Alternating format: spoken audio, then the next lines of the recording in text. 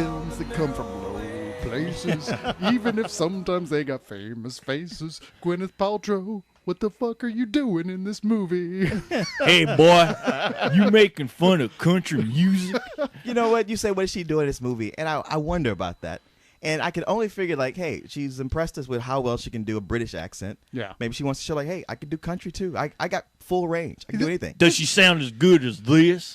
I mean, Talking about country Almost. music? there's nothing necessarily wrong with country music biopics. The one about Loretta Lynn, which I'm blanking on the name on. The right Coal now. Miner's Daughter. Yeah, Coal Miner's Coal Daughter Mine. won like a whole bunch of awards. It's a Yeah. really good movie. And I believe Sally Field at some point was in one. I don't remember what it was. You mean that one with her and Tommy Lee Jones? Every which I way don't but loose? There was some country music in there. Well, you had Johnny Cash, too. Yeah. Walk the line. Walk the line. So, I mean, there's nothing inherently bad about it. It's just that when we saw the trailers for this new one, Country Strong, it didn't look like it was going to be one of the good ones. No, it looked like who gave a shit. Well, Yeah. I mean, a big thing about it is that it's not based on anybody real. Yeah, it's as near as I can tell, completely fictional. Although I'm looking here and it says that the director says that Britney Spears was her inspiration for Gwyneth Paltrow's character. What? Okay. But only in the sense of like, let's watch a massive celebrity just completely collapse. And you know what? And that I could see, because there were times I was trying to pick out, like, who could this possibly be based on in any way? Right. And I saw flashes of Britney Spears, like somebody who could be that popular, who could, but I was like, okay, she's singing country, but she's dressed like she's going to a nightclub, which I guess country is trying to move even further into the mainstream, where you can wear your tiny black dress and Manolo Blahnik shoes, and while twanging on a guitar or whatever. But I don't know. I mean, you know what? If there's that would be the thing to make you go like, why would I want to see this? Well, the thing is like you guys are telling me that as far as Britney Spears is inspired, like, so what is this movie about? Like a chick who can't sing, who neglects her kids, and fucking goes on drinking binges? I mean, Well, you got that that's the partially thing. right. If it's Britney Spears, this is a tame version of Britney Spears. I mean, this is just this is a woman who's she's had a long career, but she's on the skids from just alcohol. I mean, she already started drinking, and she had a huge just catastrophe happen. Yeah. Which is sort of like the worst of everything that could. It feels like a biopic if you're just coming in the beginning of the last reel, like Right. the last third of it, where the character has hit rock bottom and they start to climb their way back out of the pit. Except in this case, she's not real good at climbing out of the pit. It's one where you watch one of these behind the music episodes, and like, okay, this is the part where they climb back, they hit rock bottom, but now there's a slow climb. This is more like somebody with a broom pushing them to climb up before they even really had a chance to breathe and take it all in. It's weird because the one thing about Country Strong that I kind of liked was that I didn't know where it was going. Yeah, I was like, okay, this isn't actually as traditional and standard a story as I thought it was going to be. But let's go ahead and get into what that is. I mean, right from the beginning, we're seeing like a sort of a young honky tonk type of guy, like almost an alt country type of guy, played by Garrett Hedlund, named Bo Hutton, who is clearly having an affair while with Gwyneth Paltrow's character Kelly Cantor while she's in rehab. Right. So He you works said- at the rehab. He works at the rehab. He works at he's like a nurse at the rehab, and everybody's saying like, hey, stay away. We know you like to sing country too on your own time. Yeah, She's but- a big star, but stay away from her. Oh, you got it, boss. Yeah. First thing he does is go in there. Yeah. And you can see there's like something kind of going on between them. Yeah, Like, there's no question. You're not sure where it is, like how far along it's gone, or are they just flirting with each other right now? Yeah, he's a big fan of Fight Club. they either have been screwing or they're right there on the like they both know each other wants to. Yeah. but they haven't actually made the move. And it's never more apparent until her husband, played by Tim McGraw, walks in, and they both like just fly to the other sides of the room. And he's like, "What's going on in here?" Nothing. I was just showing him a song. They weren't even actually doing anything. But he shows up and they're like, nothing. Tim McGraw. I always got him confused with Quick Draw McGraw. That guy. Like, one is a horse, Yeah, And then and the there's other one quick draw. then there's quick draw. But anyway, so like the thing about James, her husband, who's also her manager as these things go in music, is that they've been together for a long time. Like it seems like she was never with anybody else but him. They even mentioned that they got together when she was 19. 19. I think. Yeah, she was just a kid. or even younger than that. I mean, he was a kid too, but Yeah. yeah, he's the one. He got her, her confidence to go and perform and do her thing, and kind of made her into a star. And now it's like they've been doing this for so long. He literally doesn't know how to do anything else except be her guy behind her, pushing her. Come on, you can do it. I know you can do it. Just like the guy is telling her, like her cheating Bo Yeah. tells her that you're not ready. You are definitely not ready to leave rehab. And her husband's like, yes, she is. She's got a big tour. We already signed the contracts. Yeah. So things aren't going to go well. Right. There's that guy with the sign. You can do it. So she's telling him, look, I want this guy to be my opening act. And he's like, well, we're already looking at this girl who is played by Leighton Meester. She looked familiar, but She did, but I couldn't pick her place out. her. But- Plays so- Giles Stanton, who's a Yeah. young, I don't even know how She's to a little like, describe well, her. I would say she's a Leanne Rhymes, except Leanne Rhymes Yeah. is known for her talent, and this girl is just like, Is she? No, she really is. I mean, Okay, wow. I'm not a fan of country music, Yeah. but Leanne Rhymes is genuinely like, she has that kind of talent. Where I have to I got to give it up to you. I heard she was dead, but yeah, I haven't heard from her. I don't know how No, but long. this girl, she's somebody new. She's just cute. Is like, okay, She's singing Britney Spears songs with a country accent. yeah, with a So country she's like the Miley Cyrus then, huh? kind of With a country background. sort of. But even Miley Cyrus, she seems to put more in. Like this girl is scared. Like even like she could almost be called Captain Choke because our main doesn't sound too guy, our main good. guy Bo, he's all pissed. Like you gonna put her a little Barbie doll on instead of me. Better be here to wish me luck. I'm on the board. I'm playing 3 songs tonight. Says who? I happen to be in consideration as the new opening act for Miss Kelly Canner. James, my new manager, booked me this gig as a rehearsal. Not that I need it. Clint, Tommy Garth Brooks here isn't opening up for me. She's not. She's closing. Can't do anything about it either. It's your place. You can tell her no. To James Canner, I can't. So you're gonna let this prom queen get up on stage? I mean, for Christ's sake, Patsy Cline sang here. I don't care if she sings Yankee Doodle Dandy. She's still gonna play. I'm not cutting your set, Bo. You've got the same 3 songs. Don't worry, Bo. I have no intention of stealing your invisible career. You see, I want one. And they in his set, they make her play, and he's like, I know this girl, she's gonna choke, and she gets up there, and sure enough, music's playing, she's like, get her, hold on a second. These lights are bright. Me. I'm sorry, folks. I'm just having my period. Oh, God. Did I say that out loud? You're putting that Barbie doll up there. I'm the Barbie doll. It's one of those moments, though, that you're humiliated for her. It watching her. is. And so he's, right off the bat, you're going, Captain Generic, super good-looking, nice guy Bo, who literally who tries to be a scruffy douchebag on purpose. Yeah, we know nothing about this character through this movie except he sure is super nice. well, he's an asshole, but he's got a heart of gold. He's not even an asshole. He says something rude and immediately regrets it. I mean, his only bad quality is really on the whole that he's sleeping with Gwyneth Paltrow. Fuck see, you. say I'm that. sorry. To me, I'm sorry. To me, the problem with this guy is that he's super self-righteous. He Yeah. really wants to tell Tim McGraw, like, hey man, you don't know what you're doing with your wife. You don't love her, and you're treating her bad. Well, he's right. I mean, it's like, she.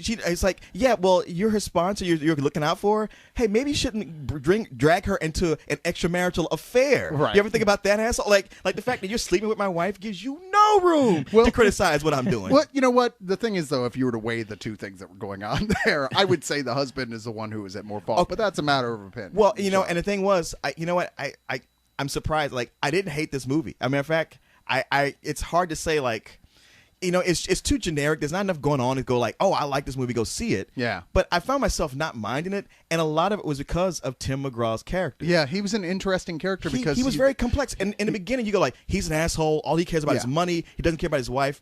The longer the movie goes on, you start to see, like, you know what? He's got a lot at stake here. It's not all about money.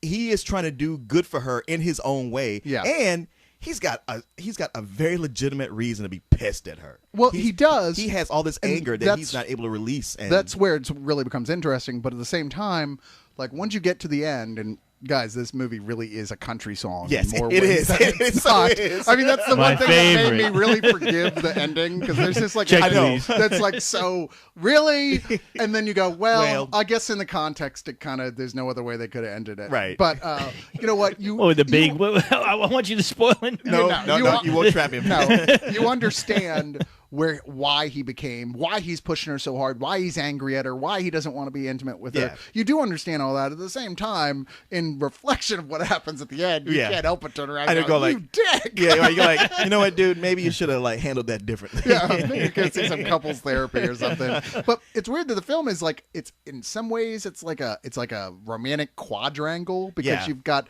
the girl Leighton Meester Childstan, the new young girl who really likes Bo. She's got the hots on for him, and he kind of starts to like her. She's growing on him as it goes along, as she learns some integrity and wants to be a quote real country singer, end quote. Well, meanwhile, like Gwyneth Paltrow likes Bo to the point like they're having an affair, and she wants to keep him along like her boy toy, but she still loves her husband. Yeah. Wants to stay with the husband. Meanwhile, the husband may or may not be having an affair with the younger girl. Well, you know what? Only Gwyneth Paltrow is the one to bring that up, and nothing else in the movie supports that at all. Right. Well, I was going to say you don't really know that till 3/4 of the way through, but Whatever. Sounds like he hauled the movie. You know what? I don't know.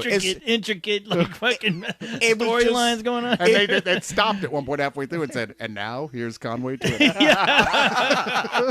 It ended up being the relationships were a lot more complex, I would have thought, for a movie like this. Yeah. And the fact that they had good acting. Like Tim McGraw in the beginning, I was like, well, he's a singer. He's the least, he's got the least talent. But the longer it went on, I was like, you know what? This guy's actually not a bad actor at all. No. He brings a lot to this character that really solidifies it for me. It is weird how he's the only professional singer in this group, and yet he's the only person who doesn't sing in the movie. I know, isn't that odd? yeah. I mean, even like the fact that Gwyneth Paltrow is the centerpiece character of the film in many ways, and yet she's practically a supporting character here. Yeah. And in fact, doesn't really sing anything until the very end of the Right, film. right. And then Could be you're a like- good thing. And then you're like, she's not bad, but her songs are the most irritatingly pop country of any of the It's ones true. in the whole It- film. it Whereas is- I was kind of surprised by how much I didn't mind most of the music in here. I was going to ask you about that because I felt the same way. There's a lot of the stuff that the character of Bo is doing is like kind of classic honky tonk stuff that's Yeah. fun. That sort of stuff is like just shit, man. I want to throw a beer at the stage. Well, and get up and have fun. It is that kind of thing. You're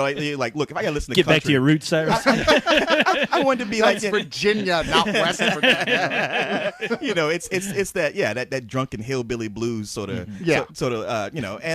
and for what's the name for Childs to be so Britney Spears, it's like, you know what? There's never a point when you look at her and don't see her as a child. You might Yeah. see her as a child in makeup, but she's only sexy in like what a young girl is, and never that, so. Her songs are appropriate for who she is. I even didn't have a problem with that. And Gwyneth Paltrow's character, she's such a mess. It's almost like, Yeah, she's a hot mess, is what she yeah. is. I mean, it's kind of like everything that happens with her. It's like I don't see how this could. I don't see anything that could have made it not go the way it did. Yeah, no, and everything as we get to the climax of the film, I mean, it's watching this boulder steadily roll downhill and gather moss and get bigger, and you're just like, wow, this seems really inevitable that it's going to go here, and you almost go, I almost hope it does at this point, because anything else is going to be kind of dishonest. So does she pose for Playboy at the end? Come on, just tell me. Come on. That's usually how it goes with these actors and actresses. As soon as their career starts going down here, time to do Playboy. I would get a full price if that was the case. Yeah. But no, it's you know what? We're talking so much about this that sounds like I thought it was going to be this, but it was actually pretty good. There were a lot of things I didn't like about this movie. Talk to me. One of which is that I thought that it stretches things out way too much. It actually has very small amount of story. True. And it it does its best to stretch it out. I mean, it is like on the medieval rack of like screaming, please cut 20 minutes from my runtime just to get to where it needs to go with these characters. They're interesting characters, sure, and they're actually goes through some mechanics that I wouldn't have expected that feel natural, but at the same time, there's so much you're like, God damn, did we really have to see all that? The other thing is, I'm very curious about that. I mean, I know what you're saying. Yeah. But there's times when a movie will do just what you're talking about, and I can agree with you. But sometimes like can have so much drama, it feels compacted. Yeah. So it feels almost melodramatic. Like there's too many things going on in a short period of time. I just thought it repeated itself several times with events that it didn't need to go back I got that through. feeling. I know what you're saying. The other thing is that I thought a lot of the dialogue was really trite. Not the way it was delivered, but in the way it was written. There's Okay. a lot of cliches sprinkled throughout this script. It is these actors that make this movie not as painful as it would have been otherwise. Sounds like you guys are describing country music to me right now. Well, you know what? This movie it totally is country music. Yeah.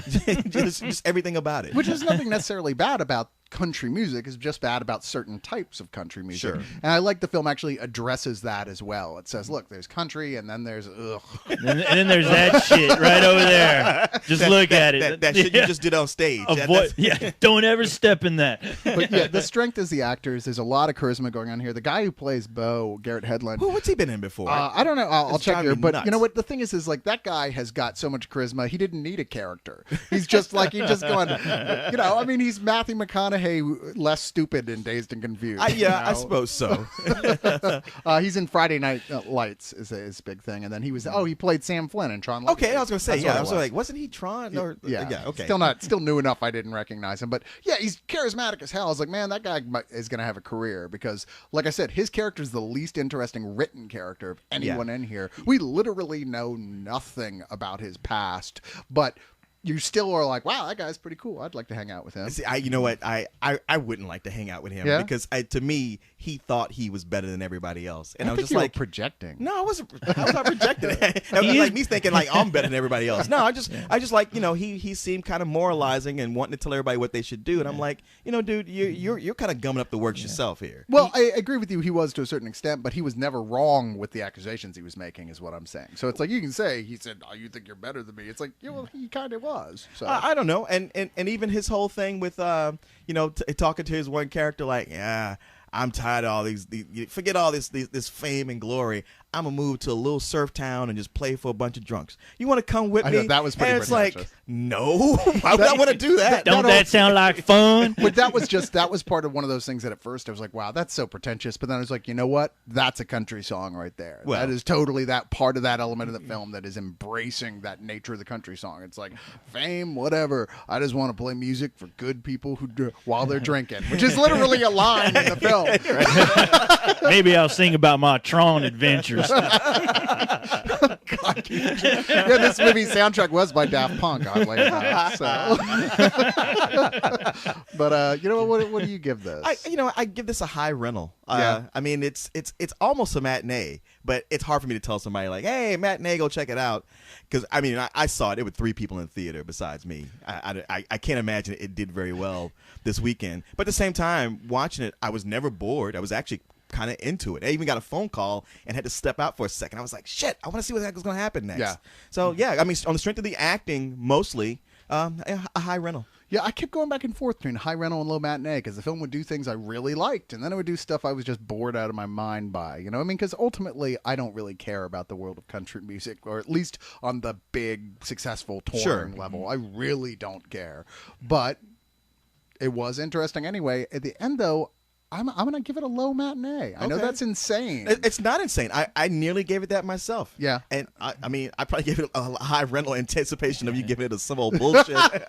Like you did, Leon. You could have gotten lynched if you would have given it any lower. I know. What, boy? But I had that same feeling with the end too. I was like, it's such a country song. And it's this movie. It's almost meta, like how they wrote this, which is kind of brilliant in itself. And man, 3 cheers for Tim McGraw, because I just like after The Blind Side, I'm like, yeah, this guy just shows up to collect a check, but he was really into it. You just blew me away with that statement. I know. 3 cheers for Tim McGraw. What? What world am I Hey in? man, he's gonna be doing Shakespeare next. What world am I in Hamlet now? in the Park. You'll see. I like that boy, Leon. Is this a dagger I see before me? Oh man, you know what? No, I gotta stick. There's something that that character Bo wore at near the end that just like the one thing that knocked me out of the movie and made me laugh at him and whoever dressed him. I'll talk to you afterwards because I don't want to spoil anything. But anybody who sees it, they might know what I'm talking You about. dressed like Cowboy Curtis. That would have been better. To say that country music has a few fashion mishaps from time to time would probably be understating the situation. I'm just saying, like, look, if you're a cowboy, you're in the country, that's cool, whatever. Hey, alternative lifestyles, I got no problem with that. But you know that hat you wear, sometimes known as a nigger hating hat.